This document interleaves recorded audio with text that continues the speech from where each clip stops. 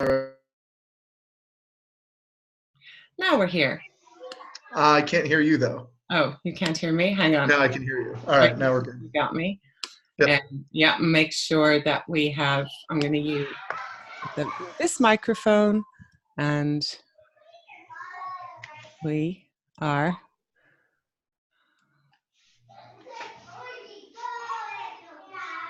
Is it just gonna be audio, or is it audio and video? I've got audio and video as well, because Okay, let me shut the blinds behind me then.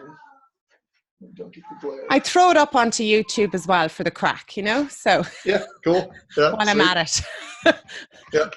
While I'm here as well, it's just easier. So we're recording. Okay, well, welcome everyone to another edition of, I think we're up on number 14. I'm well into the double digits now, which is great.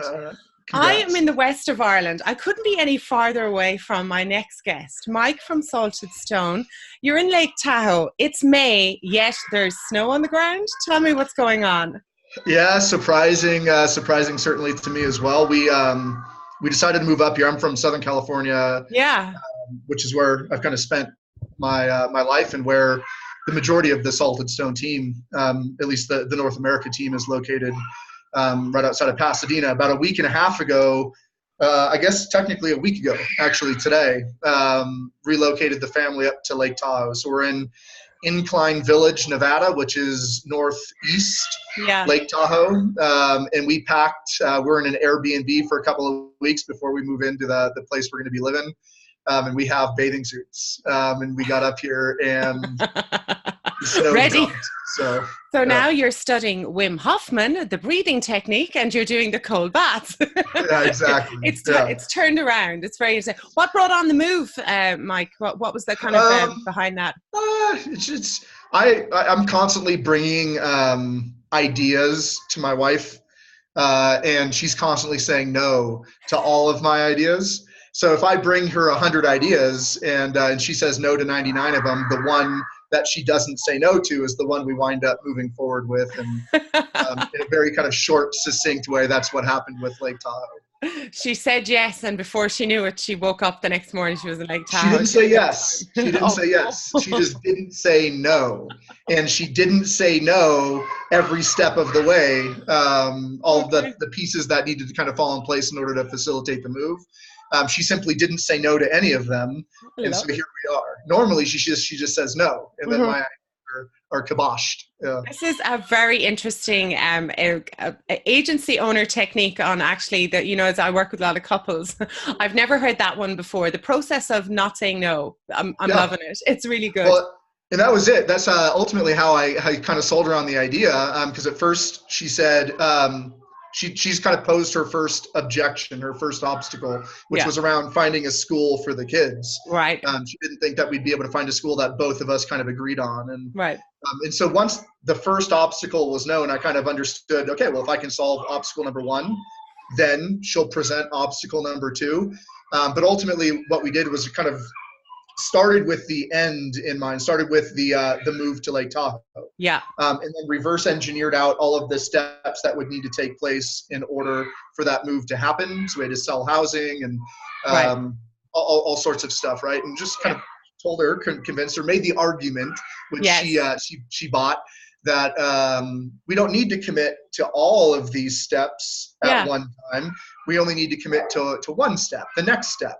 Right, so we can commit to this first step, see how it feels, and then if it feels good, take the next step. And we don't need to. Yeah, brilliant. So that's all we did. We just committed to one step at a time, and here we are, 6 months from the time that the conversation first started. Living in one of the most beautiful places. Oh, it's stunning part of the world. Follow your dreams. Here we go. I'm loving this. This is the start of the conversation because, I'm really passionate about what agency owners can have for their business. If you want to live in Lake Tahoe, what you got to do is work on the process of breaking down obstacles for your wife. But it's that kind of business, right? So you're kind of living and breathing that right now, which is incredible. But the journey, Mike, you shared with me some information before you got here. You'd been studying philosophy and theology 10 years ago, But one morning you woke up, and instead of taking the path as you were to becoming a priest, something clicked and you went, no, I'm going to do this line of business. Tell us a little bit more about what happened at that time. Well, I think there's a fair distance that was traveled in between the decision to not become a priest and start an agency. There's a gap there that we could spend a lot of time talking about. But suffice to say that at the emergence from that gap at the time where we decided to start an agency, it was one of my close friends from high school. He and I were sitting out on a balcony one night, probably 22, 23, maybe years old, 23, 24, in that range. And he was talking to me about a fella that he knew. He had just gone out to dinner with an acquaintance that was making good money, basically arbitraging Google. So This is, if you're familiar with AdWords, and I assume you are familiar with AdWords. I'm well familiar. When you mentioned that arbitrage, I could probably tell you the course he bought. Exactly. Yeah. So it was kind of, the pre-quality score era of AdWords, which dates me, right? But the pre-quality score era of AdWords, you could get away with a lot as far as buying traffic for pretty cheap. And so anyways, and neither one of us had any discernible skill sets, but we were interested, and so I bought a book on HTML. Never learned how to build a website, but I learned enough about HTML that I could rip down the fella's website who was doing it successfully and modify it enough, and then push it live on our own domain. And then we just started cranking out content. So as the content is king, certainly back then it certainly was. Cranked out content, ran AdSense ads down the side of the site. We'd buy traffic for 10 cents a click. We'd convert about 33% of the traffic using AdSense ads on the side. So we'd buy traffic like 10 cents a click. We'd sell it for 65, 70 cents a click. We were converting about a third of all the traffic that came through the site, primarily because our site was tremendously unhelpful. So someone would go into Google and they type in, whatever, geothermal heating systems, which was one of our top performers, right? So they type in geothermal heating systems because they want to learn about geothermal heating systems. We're running an ad in Google. They click on our ad, they arrive at our website, they learn nothing at all about geothermal heating systems, and they have to click on one of the ads on the side to go find an article that's hopefully going to be more helpful than ours was. So anyways, in that process, we learned a bit about digital. We learned about code, learned about AdWords, learned about AdSense. And when Google, then we woke up one day, we started to make a little bit of money. Google introduced the quality score, woke up one day, the entire business model was smashed into smithereens. But now we had marketable skill sets. And that was really the beginning of the agency. Was, okay, well, the arbitrage thing failed. But look, we know how to do AdWords and we know a little bit about websites. Let's go sell that skill and see if we can't turn it into something. And then, slowly but surely it turned into something. Yeah, which sure turned into something. All right. That's for sure. Well, relatively speaking, I guess we're probably, within the HubSpot ecosystem, we're a moderately sized agency, but relative to the larger kind of agency ecosystem or just businesses, industry in general, we're a drop in the bucket, right? We're not even worth mentioning. Yeah, it depends. There's a lot of ways to look at that, but you're definitely worth mentioning for this podcast. That's for sure. Sure. Yeah. in our wee world, somebody besides my mother thinks that I'm important. This is in this wee world. This is where we're at. You mentioned HubSpot. When did that journey kind of unfold for you as your arbitrage world got blown up and you started doing other things?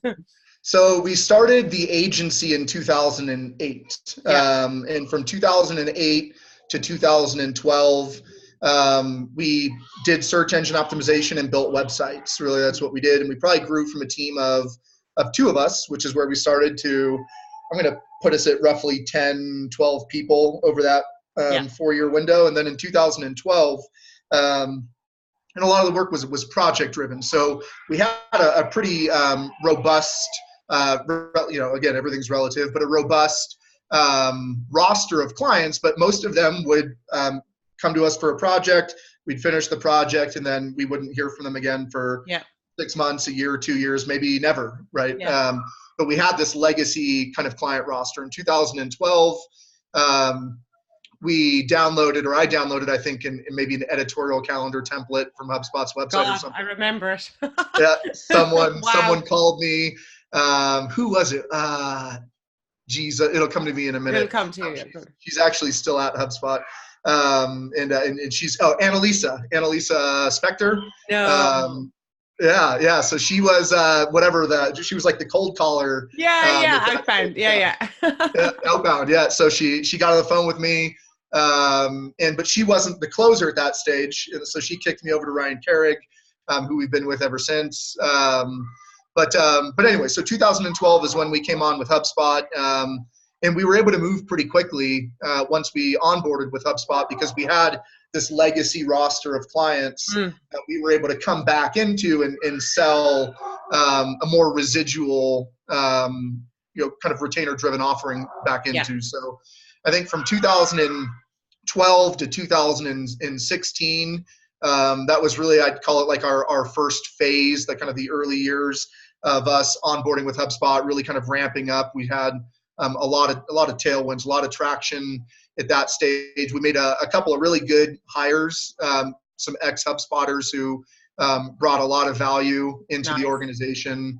And it's been good ever since. So,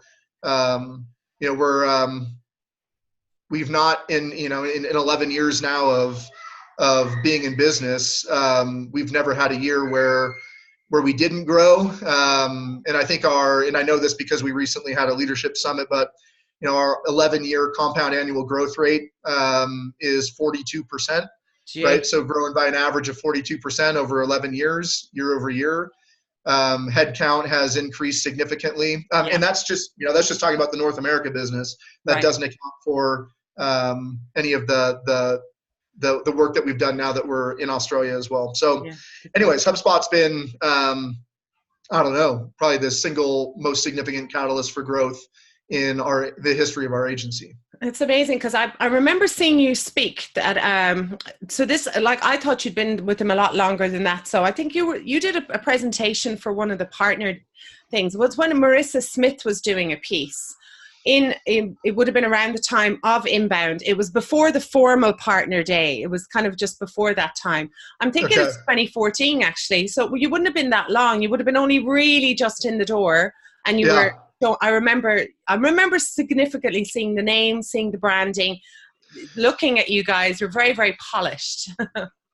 Yeah, well, the one upside, I guess there's, who knows? There's several upsides at all.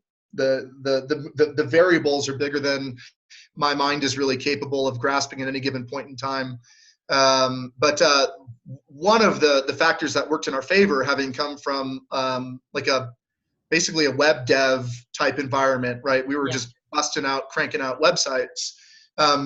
We found early on that the difference between being able to sell a website and not being able to sell a website in many cases was the quality of the creative, right? So we emphasized, prior to becoming HubSpot partners, we had emphasized hiring creative talent. A lot of, I think, web shops, especially smaller web shops, smaller outfits, will try and find team members who can maybe design okay and develop okay. So you kind of have these hybrid players that you can just hire one person who can build an entire website from design and dev, rather than having to hire two people, right? That's a designer and a developer. But we kind of made that distinction early on and saw the value in hiring specialists in respective roles. So by the time we became a HubSpot partner, we were kind of, I think we were really the second wave. You had the first wave of partners, the PR 2020s. I think, anyways, Kunos, right? The first wave of HubSpot partners. We were kind of that second wave, a part of the second wave.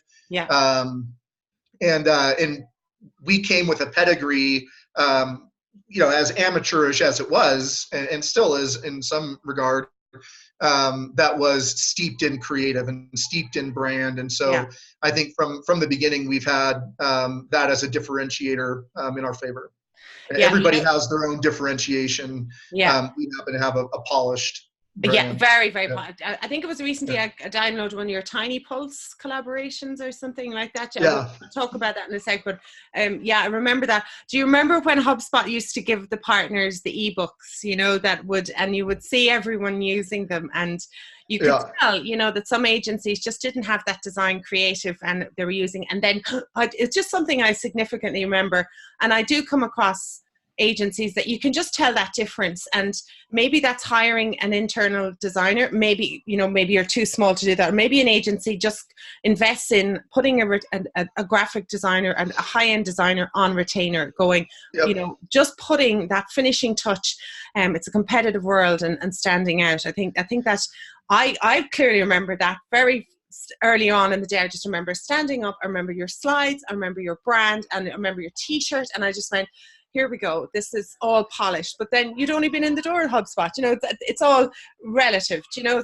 Well, I think it points to the kind of the power of perspective, and really kind of speaks to the way that human beings, by our nature, learn, right? We are sensory creatures, right? So the first thing we do is perceive with our senses. So when you see with your eyes something that is attractive, your senses pull that in, and then your brain starts to chew on it, and you formulate concepts, right? And that's kind of a unique defining characteristic of humanity in general, is our ability to exercise conceptual thought. Well, until the robots do it.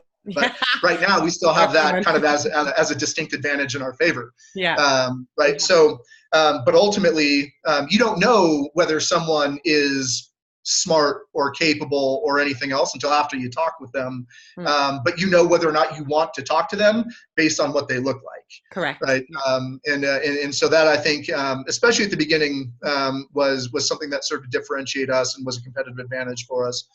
Was the fact that we had a really talented creative team, and ultimately our creative director, who has been with us, Jiminy Cricket, probably 8 or 9 years now. It's hard for me to keep track. He might not even remember, but he's been an instrumental part of our progression, such that you know, in 2018, when we kind of went through the merger with Australia, which I'm sure we'll talk about in a little bit, we made sure to carve out an equity portion for him, and kind of reward him for the diligence and the difference that he's made in the organization over the course of the years. Brilliant. Yeah, that's covering. No, we definitely will, because the world, thank you for bringing it up. This is a lovely segue, Mike, and unrehearsed too, right?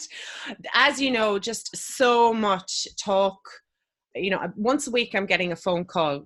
Can you talk to me about mergers? What should I be doing? I even did a little mini podcast to talk about a call that I had. Somebody got a random sort of, we might buy you, and it distracted the agency because they weren't even thinking about it. But you yourself, you were obviously, something clicked with you that you went. Did you meet Tony first, or was it something different that you went? And why Australia? You know, talk to us about that journey. Yeah. Well, and I'll kind of preface the whole thing by saying, and anyone who's heard me speak at any of the HubSpot events previously will know that this is the case, or at least that I believe that this is the case. And everybody on the Salted Stone team is probably sick of hearing me say these types of things at this stage. But like, I'll preface all of it by saying, like, none of it was really intentional or deliberate. Everything that has happened in Salted Stone's history has been, could only really be described by anyone who actually discerns and got into the data and kind of looked at it as a happy accident. I'd love to take credit, but it would be foolish for me to do so.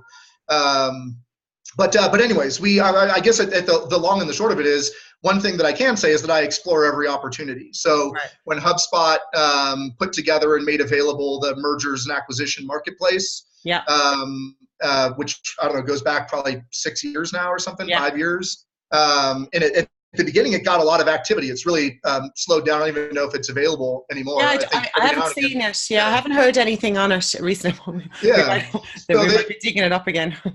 They had put together this marketplace, which was really cool, really awesome resource.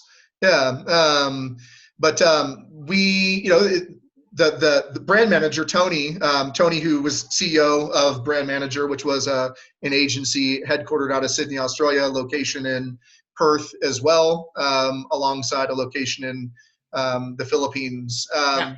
They weren't the first group that we wound up speaking with, right? So I think Tony was probably the second or maybe third or fourth, actually. We had gotten further along with a couple of opportunities that came through that merger and acquisition marketplace prior to. So I guess at the end of the day, one thing that I have been focused on is growth and opportunities for growth. And so when an interesting opportunity would come through that marketplace, in many cases I was just from talking with the people who submitted the inquiry, I was normally the first person to reach out and call. In the case of Tony, however, I wasn't. I think we were the third or the fourth group that they had spoken with by the time we were able to get on organized time zone differences and everything else. But I think with them, and I'll try and not put words in Tony's mouth, but what made it easiest for them, and this is being this is what Tony told me is, and he didn't tell me this until after kind of the merger successfully consummated. But they got off the phone. It was Tony and his senior director of operations, Andrew, and we had it was just the three of us jumped on a call. They got off the call and said, you know what, like this is the one. Just culturally, this is the one. Culturally, it feels right. And so I guess that's probably what I'll emphasize is that the situations, and we've even post the merger with Australia, we've explored additional opportunities as well, and we've gotten far along with some, less far with others. The difference between we haven't consummated anything in addition, obviously, at this stage. Otherwise, folks would hear about it. But the difference in how far we get in the process, I think at the end of the day, really ties back into cultural alignment. The situations where even if like all the finances lock in and it seems like a good strategic fit, but you just can't really jive with the person on the other end of the phone call, right? Because we're still so much of the identity of the agencies. We're all small, so much of the identity of the agencies is inherited by the leadership.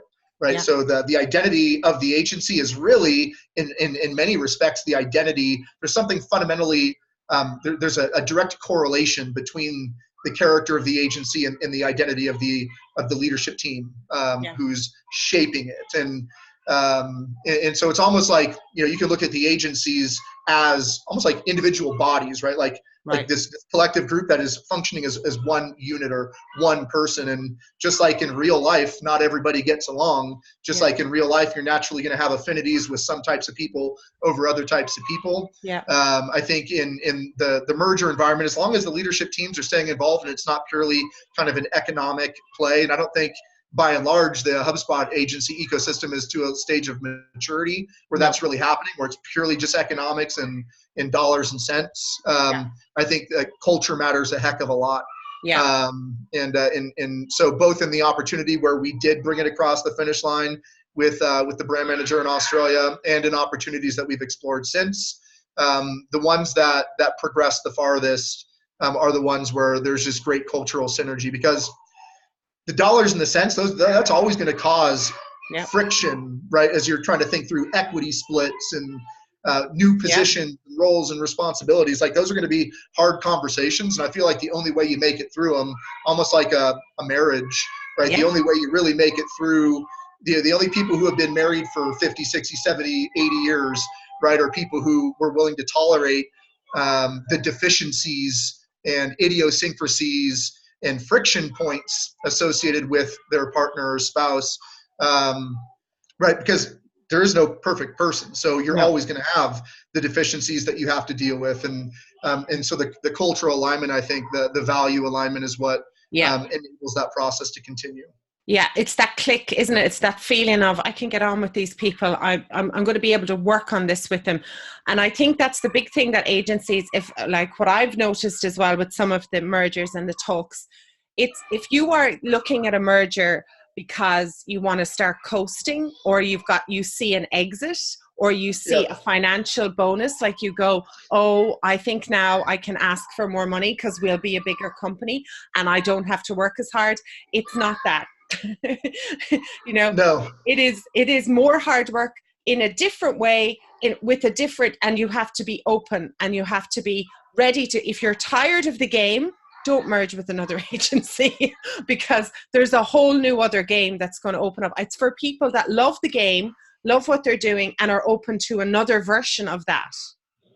Yeah, and I think there's also, there's I've been approached regarding a merger from an agency where the owner was very candid about his desire to slow down, and he's just like, a part of the reason why he was attracted to Salted Stone. He's like, look, you're relatively young and you have a lot of energy for this, and like you seem like you're ready to plow ahead for the next 20 to 30 years. Like, I don't want to do that. I don't have the energy anymore. I want to back off. I'm 60 years old, and so and I get it. Right, but now you have an equity partner who's effectively not a non-contributor, right, in a meaningful capacity, and that's a hard pill to swallow. Yeah. And I also think about it, right? Like if I were to, let's just say I decided today, I'm going to slow down. I'm going to back off. I got a good management team in place. The North America operation kind of it's on autopilot, cruise control. It can continue to run. I mean, that's kind of true, right? Like. That which simply wouldn't be fair to the partners that I took on in the merger, who expected me to focus on growth, who expected me not to go into autopilot and coast, but instead to take this thing from what it is, right, to something much more significant. Right. So I think if there's probably room in the ecosystem for an agency owner who's very clear and upfront about his or her intentions to slow down, to back off through a merger, to be able to do so. But it's going to take a unique set of circumstances, a unique landscape to find a partner who's willing to merge in that capacity, right? Because there's something about it that's just not very attractive. Yeah, exactly. It just isn't. And maybe in the future, but not right now. You mentioned culture a lot. What it would be if you were to kind of bottle your secret sauce for culture, and how strong it is, and I can see how strong it is, and I've talked to many people in your organization.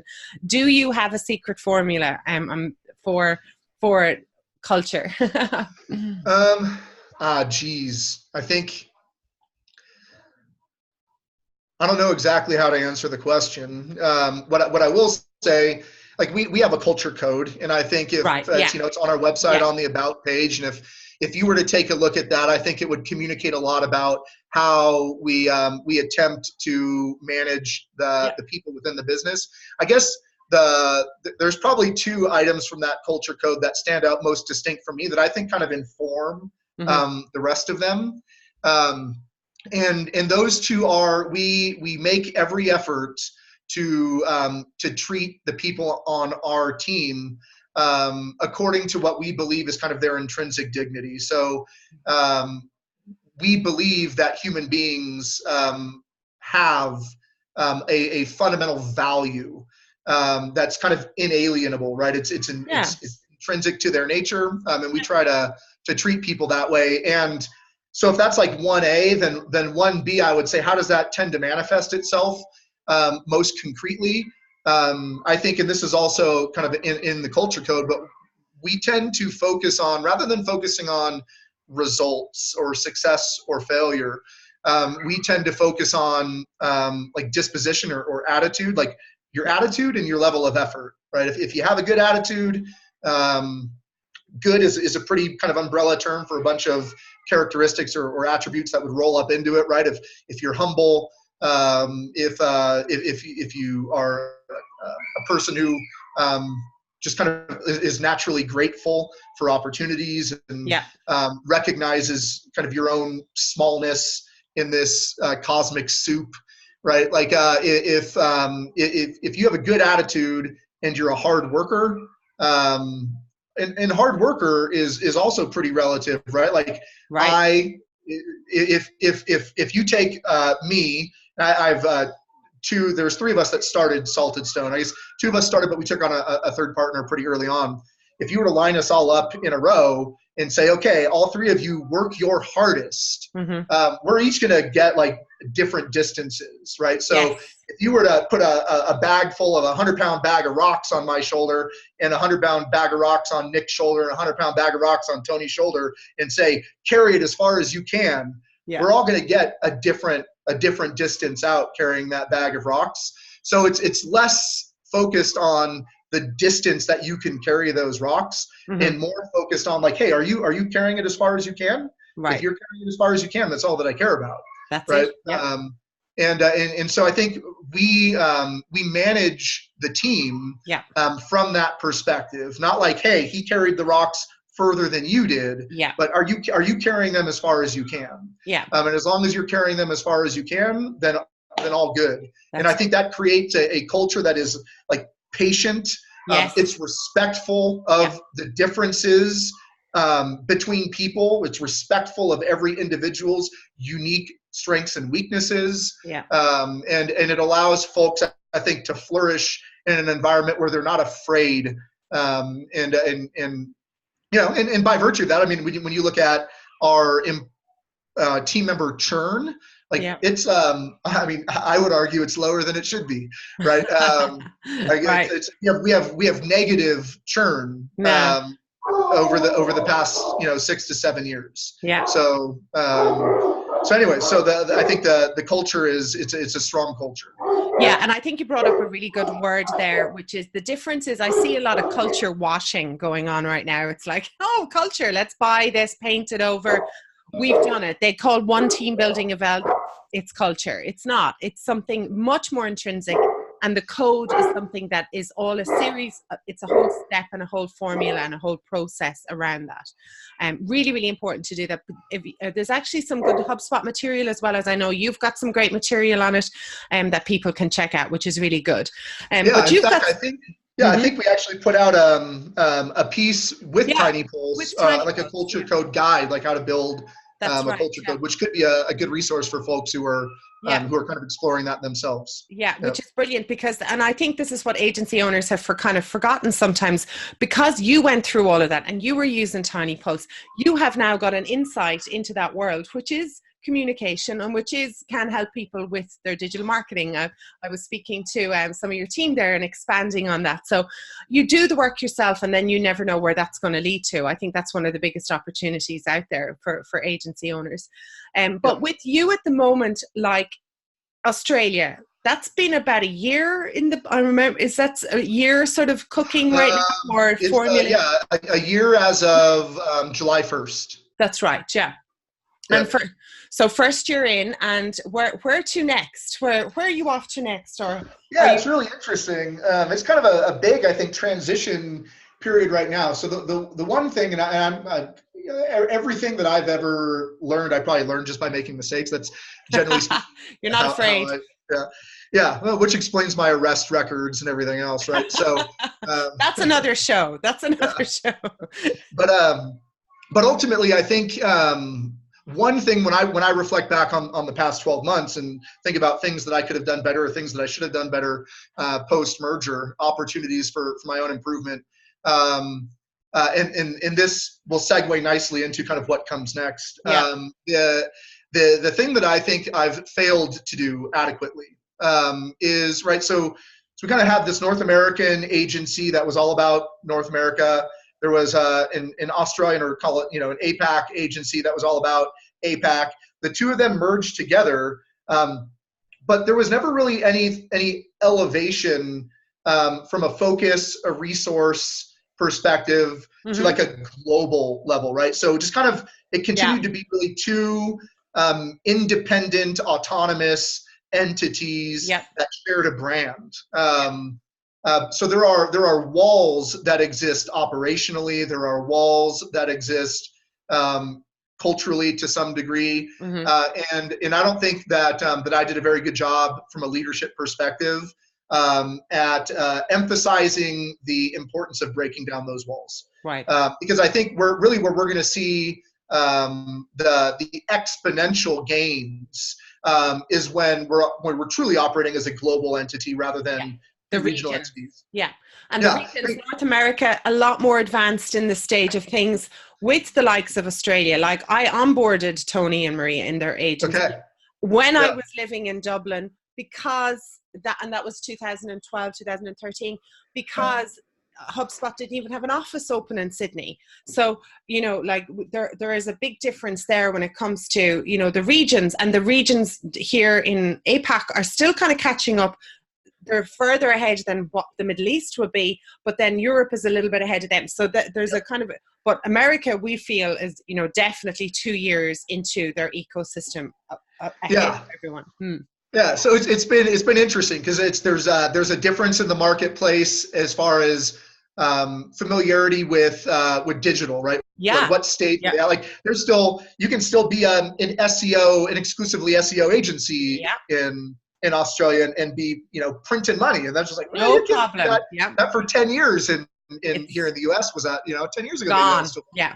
Even people are dropping the inbound word, you know, like you look at Mike and the guys just got, you know, the guys at Square 2 have dropped that, you know, so there's a definite shift, which hasn't quite, it's that, it's like you guys are the Jetsons, you know, you're in the future and we're over here a little bit behind. Yeah, I don't disagree. That's been the experience that I think Europe is really close. Yeah. I think that Latin America is probably even behind APAC. At least in the Australia region, right? So based on our experience. So, but yeah, so I think that, so anyway, so that was kind of what I see as the biggest failure, the biggest kind of limiter of the growth opportunity. And that being said, both regions have benefited in very real ways from the merger. So they've grown faster than they would have grown.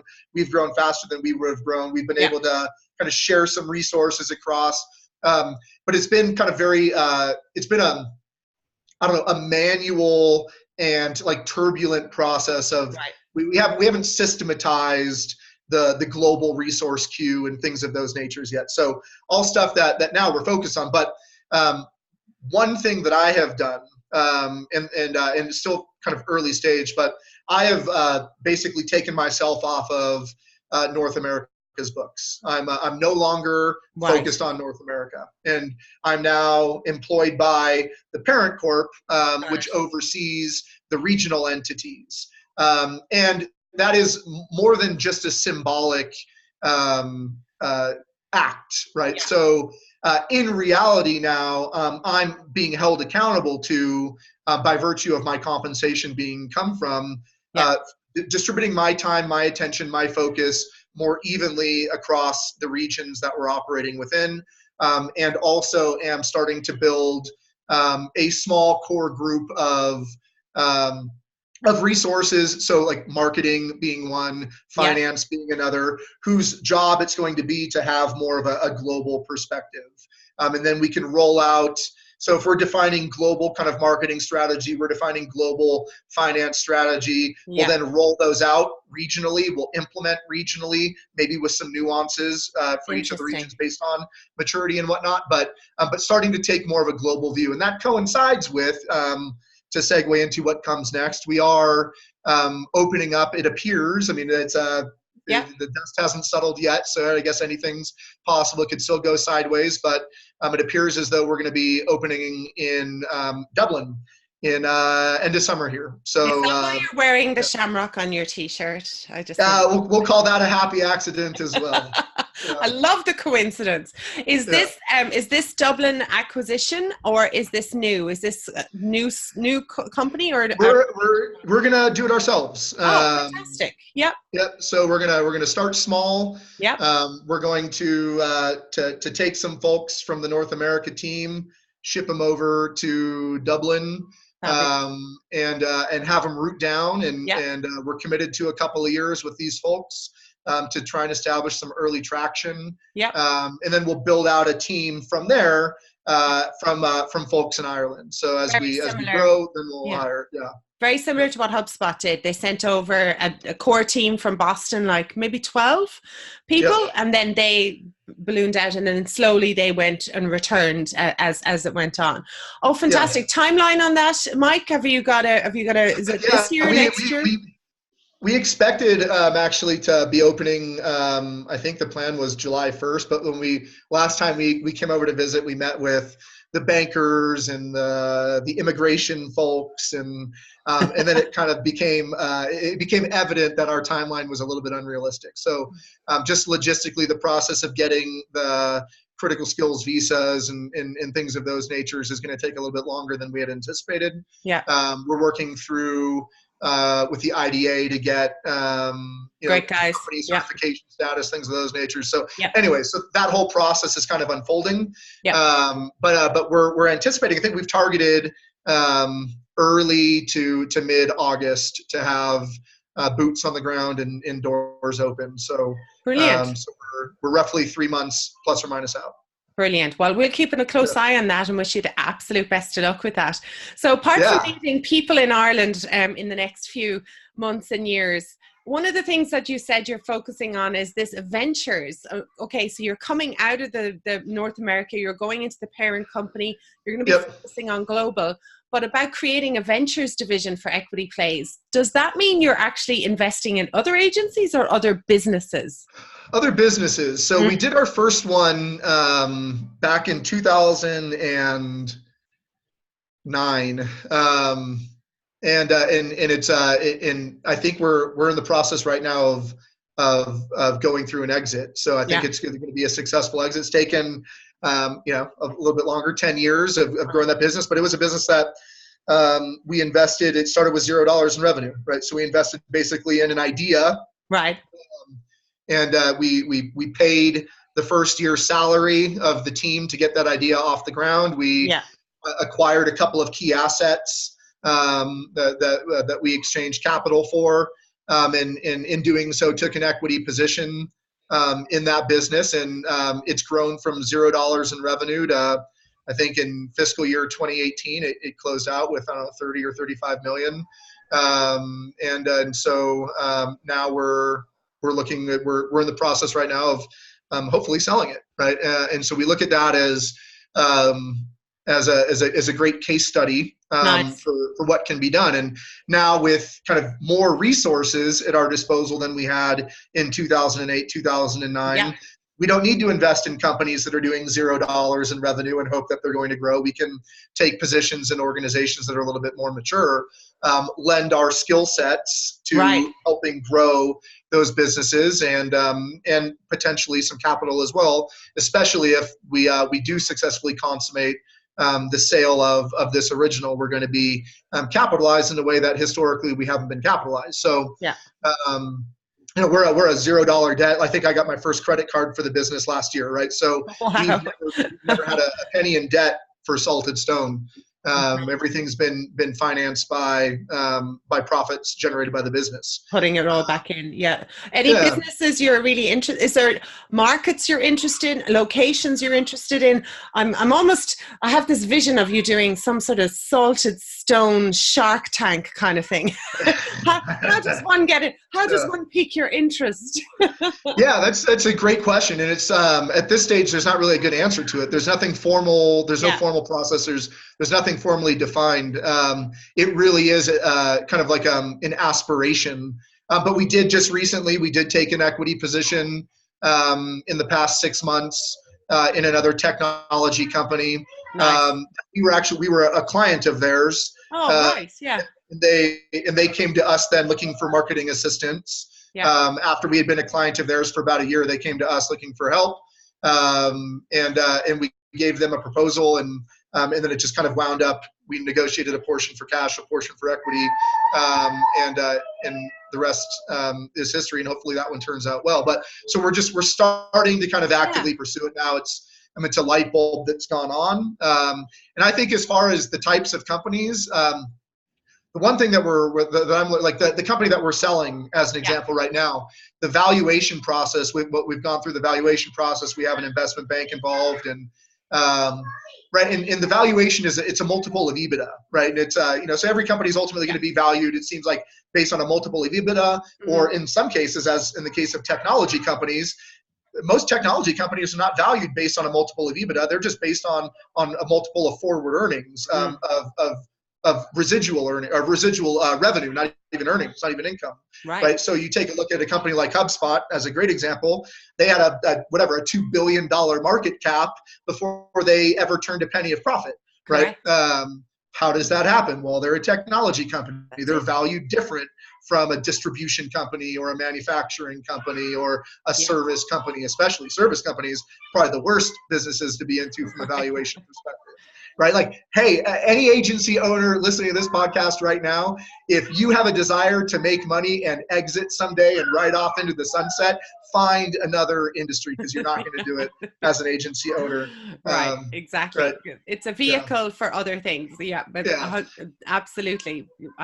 So when I think about markets that we might want to get into, I look at, the only reason we'd be doing this is to scale the value of the agency beyond what the agency can possibly do organically. Right. So we go to sell Salted Stone today, maybe we get a 4 to 6 times EBITDA, but we're like every other agency out there, which means our margins are thin and our EBITDA sucks. And right, it's just like, well, I'm not going to sell for that. Maybe I'll buy an RV and but I want to be able to put gas in it. Right. Totally reliant on the people as well. You know, it's all about the people walk out the door. It's a very people intense business. Yeah. Mm-hmm. Yeah. Elevator assets. That's the way that's been described. They get on the elevator, they leave every day. That's it. Yeah. So I think, when we look at opportunities for investment, we're looking at companies that can have a successful exit where they have a strong valuation, just kind of strong multiples, whether that's a tech company that's going to be valued based on forward, 7x forward revenue, accrual revenue, or whether that's a distribution company that might get 10 to 12 times EBITDA. What we want to shy away from is the 1 times revenue or the 2 to 4 times EBITDA type models. Yeah. Got it. Very interesting, because we've an awful lot of skills have built up over the years through digital marketing, through inbound marketing, even just through the transition of the tools that we've used in our lives. Slack, Zoom, podcasting, recording, videos, they're all skills that people in a business haven't even started trialing yet. So with a bit of cash and your advisor on a board level or whatever, that is another vehicle for a few hours a week, to put the cash in and to actually go, well, you know what, why aren't you doing all this direction? You could do your own digital transformation for a business that's investing. I think that's a very good tip for agents. You figure, we have a lot of clients, and we're not alone in this, right? We're probably not even the most successful at this in the HubSpot ecosystem, but you have clients paying anywhere from $10,000 to $30,000 a month for services, right? What are they hoping that you're going to accomplish for those $10,000 to $30,000 a month in services? Well, they want you to grow their business. What if instead of taking the $10,000 a month or the $30,000 a month in services, you say, you know what? We'll take 15 of that 30 in cash, but the other 15 we're going to invest, and $15,000 over 12 months is $180,000. We're going to invest $180,000 of services. What's your company valued at? Oh, it's a $10 million valuation. Great. We want 1.8% of the business in exchange for our investment. Now you're talking. Now you're talking. So, for those agencies going, okay, past a few years and you've actually got that equity and the time to invest in it, a great way to think about it. I really like that. So they're for the ones that have a bit of skin in the game.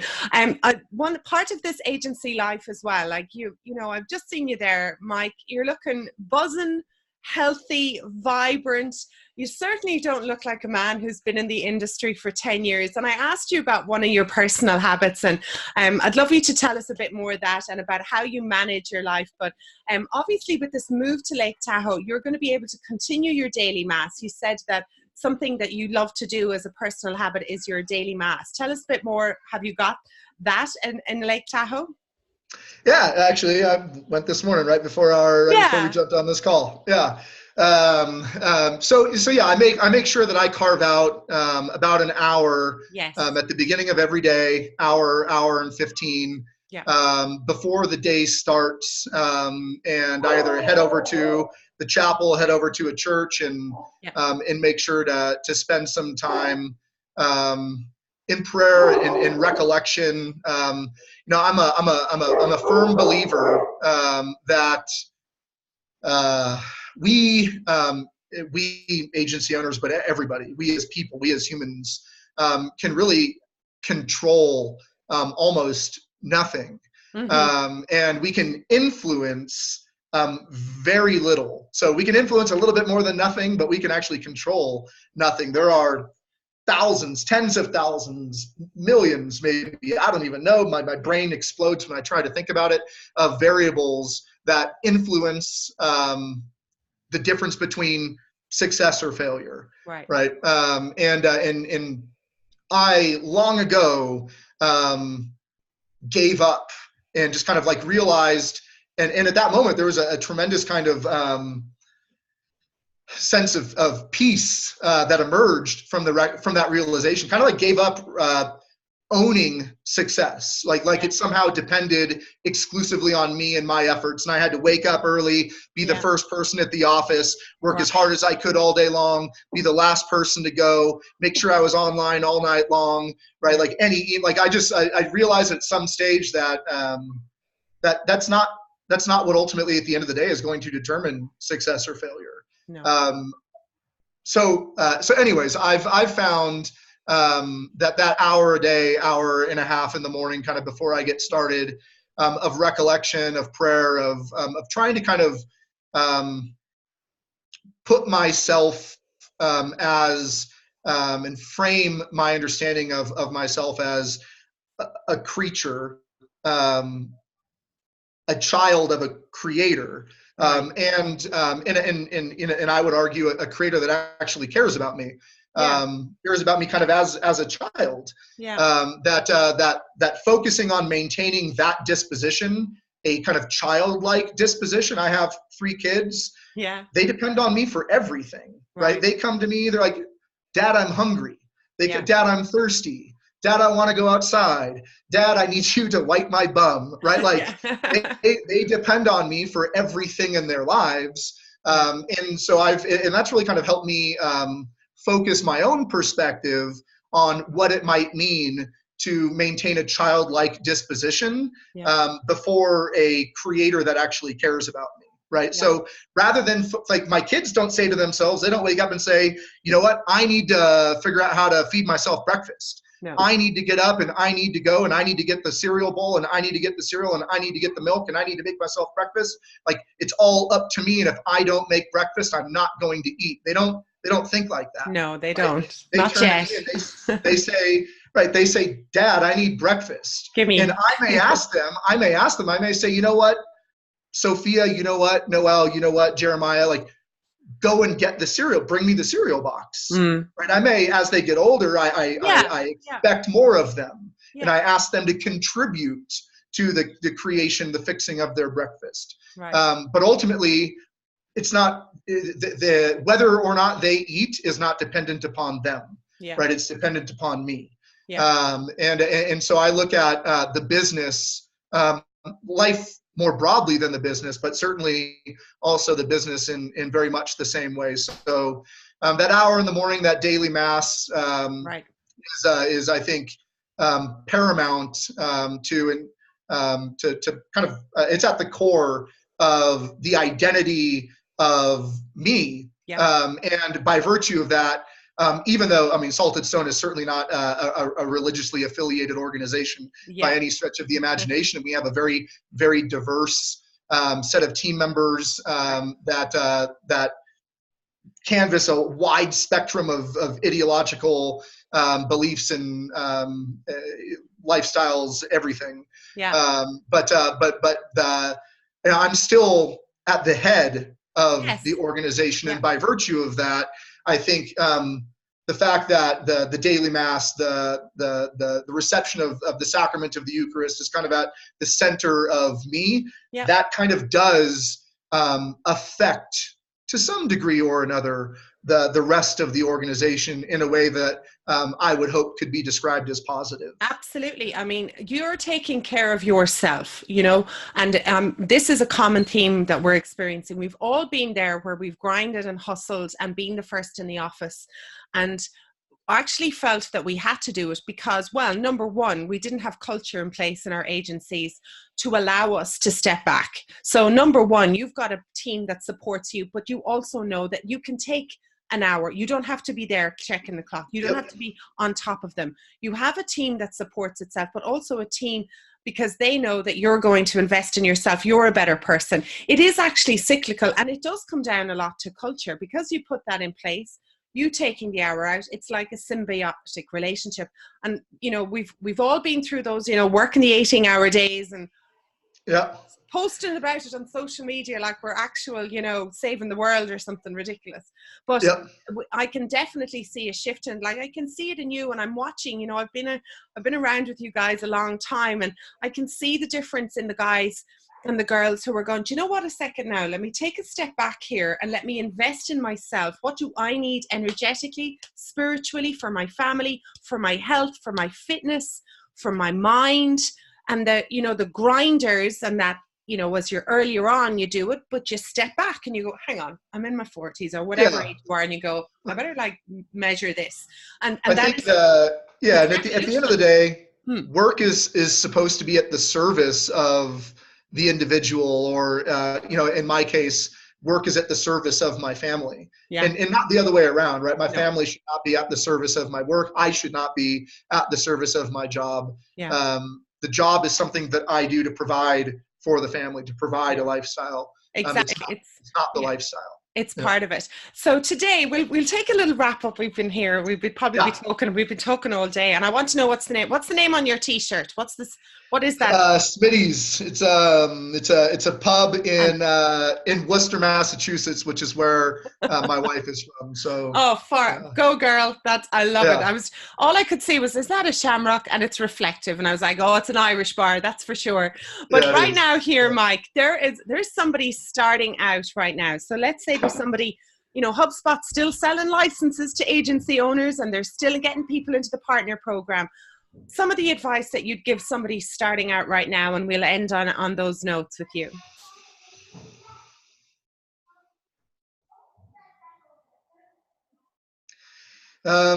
Geez, what would I say? I think so. This may sound foolish to a lot of folks, but I would argue, so Salted Stone, from its first day, from the first dollar that we made as a business, we gave 10% of everything away. I looked at that as kind of a down payment on our success. The argument being, and again, this goes back to my own personal belief in the importance of a childlike disposition. Almost as though I was saying, you know what, like now I'm giving away to good causes, right? To help people who are less fortunate. I'm giving away a share of what you have given me. So now it's like, you don't want my family to starve, so now you kind of got to give me a little bit more. Right? Let me do more of this. You want to do, it's like you started a trickle going, okay, I'm going to start this. Let me do more of this. Yeah.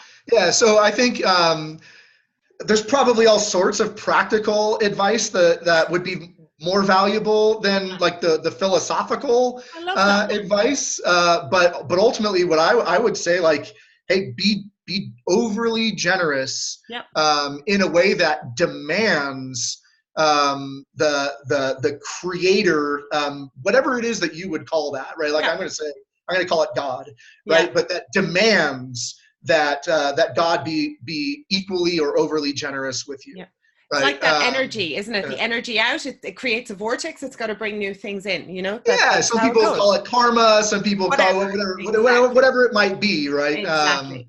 Whatever terminology you would give to it. But I would argue that when I look back, and if I had to try and concretely point to one thing that Salted Stone's success could be attributed to, I don't know if I could point to anything that would be any more significant than that, right? Like you're going to show up and work hard every day, right? Otherwise, be like, if you're not going to show up and work hard every day, then don't even start the business. Don't start. Right. But just because you show up and work hard every day doesn't actually mean your business is going to grow. There's plenty of people who show up and work hard every day. Yeah. Plenty of people who show up and work harder than me, who work harder than any of the successful HubSpot partners that don't experience the same results. And that's what I'm saying. Like, so much of success or failure is outside of your control. Yeah. So if you can influence those things that are outside of your control, one way to influence those things that are outside of your control, because presumably they're controlled by some sort of sovereign governor, right? If there's order, you look at like bees. Take bees as an example. Yeah. Bees are unintelligent creatures. They have no ability to exercise conceptual thought, and yet all of them behave intelligently. Correct. Right? You take a look at, I don't know, the planets. Yeah. They're not even sentient. They don't even have the principle of vitality, a principle of life. So you can't even say, as distinct from bees, like bees, at least they can sense things. They have a sensory capability. Mm-hmm. Planets, they don't have anything at all. They're inanimate bodies, and yet all of them behave intelligently. They behave according to an intelligence, and a right? law And that's there, orbiting and everything else. So you can assume by virtue of, if you just kind of trace that all the way back, if you have all of these unintelligent beings behaving intelligently, there must be some sort of governor that is intelligence, that has imbued all of these things that don't have intelligence in their nature with an intelligence in terms of their behavior. Right. So if you can influence the decisions of that governor, mm-hmm. Such that all of those variables that are outside of your control are more like, compassionately aligned in your favor. Yeah. That's a risk worth taking, right? Maybe I'm wrong. Maybe there is no intelligence. No, it definitely is. I absolutely agree. And I think you brought up something that I've just heard over and over again with you as well. And we'll end on this, and we'll let people get on. I'll let you get on with your day as well. But just because it's business doesn't mean you switch off your intuition. All the agency mergers that I'm hearing right now, it has started with this intuition about, I get on with that person. I have a chemistry with them. We have crack together. We like talking together. You know, who do you gravitate towards when you're at an event? It's those people. So just because it's business, don't switch off your intuition, because I think you've done that a lot in what it sounds like in your business career, and it hasn't done you too bad. So thank you so much. So far we're okay so far. So far, so good. Thank you so much for taking the time to be with us today. I can't wait to get this episode out and share it with everyone. And I'm going to look forward to seeing you soon in Dublin, and having at least a dinner and somewhere nice to relax and enjoy, because your last visit was far too fly-by-night by the sounds of it. It was. I'm looking forward to it as well. So we'll meet up when we're out there. You can show me a proper Irish evening. I definitely, something, I think I might be getting into the habit of that. I was just doing one last week. I even drank whiskey. I think it's like the second time ever I've had a whiskey shot. It was hilarious. So I'm uncovering places as we go. So that's really good. So thank you very much, Mike. And thank you everyone for listening. You'll get us. We're all over iTunes and Stitcher and Spotify. We're broadening every week. So enjoy this episode and drop us a line if you have any guests or anything you'd like us to talk about. Thank you.